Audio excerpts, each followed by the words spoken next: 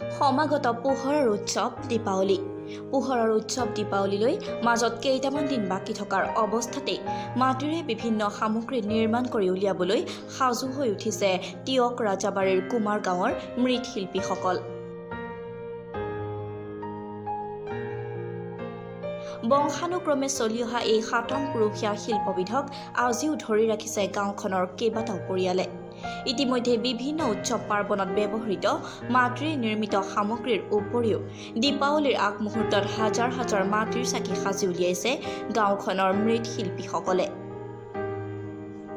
প্ৰতি বছৰে দীপাৱলীৰ সময়ত তীব্ৰ ব্যস্ততা চলে মৃৎশিল্পীৰ পৰিয়ালকেইটাৰ।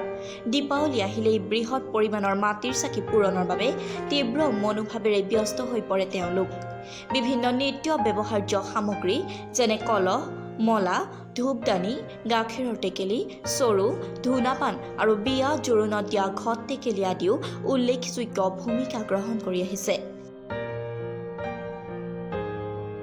বৰ্তমান সময়ত পলিথিন আৰু প্লাষ্টিকৰ ব্যৱহাৰে জনজীৱনলৈ কঢ়িয়াই অনা অশনি সংকেতৰ সময়তে মৃৎশিল্পই উল্লেখনীয় ভূমিকা গ্ৰহণ কৰিব পাৰিব বুলিও আশা কৰে তেওঁলোকে।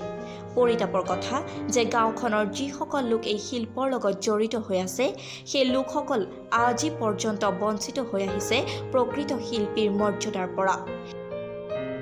লিলি কলিতা নামৰ এগৰাকী বিশেষভাৱে সক্ষম যুৱতীয়েও শাৰীৰিক প্ৰতিবন্ধতাকো নেওচি কৰি গৈছে এই মৃৎশিল্পকৰ্ম। চৰকাৰৰ সাহায্য অবিহনে হেৰাই যাব নেকি এই থলুৱা মৃৎশিল্প?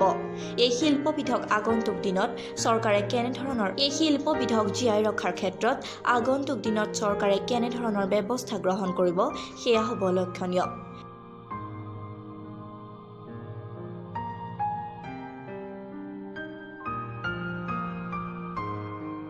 কিমান দিন হ'ল আপোনালোকৰ এইবিলাক কৰা? আমি এইবিলাক কৰিয়ে জীৱন নিৰ্বাহ কৰি আছো আৰু এইবিলাক সকাম, বিয়া, সবাহ সকলোতে ব্যৱহাৰ কৰা হয়। বজাৰতো আমাৰ বিক্ৰী হয় চাকি। কোন কোন বজাৰলৈ আপোনালোকৰ এইবিলাক চাহিদা হয়? আমাৰ দেওবৰীয়া বজাৰ, মৰিয়নি, দেবেৰাপাৰ, তালৈও নিয়া হয়, টিয়কলে নিয়া হয়, মেলেং বজাৰ, কলিয়াপানী বজাৰ, এইবিলাকলৈ আমাৰ মতা মানুহবিলাকে নিয়ে। চৰকাৰে আপোনালোকক কিবা আৰ্থিক সাহায্য এনেই আগবঢ়াইছে নেকি? আৰ্থিক সাহায্য এইবিলাকৰ ওপৰত একো দিয়া নাইকিয়া আমাক। আমি নিজে কৰি মেলি বিক্ৰী কৰি জীৱন নিৰ্বাহ কৰিছো।